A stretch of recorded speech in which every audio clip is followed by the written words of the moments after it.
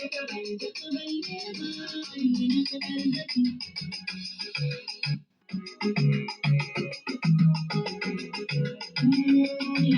marhaba da zuwanka watan Ramadana.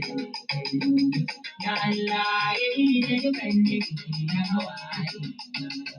Yadda ilahu ya yi masu tara ba ka da damuwa. Ka bai da cikin tsoron kawasa can haka kaji na jira su. Na gama sana sun firgita ba da zuwar su sun fita hayyaci. Ba ka da masana da ban jaka balle ba a yi maka gargaɗi.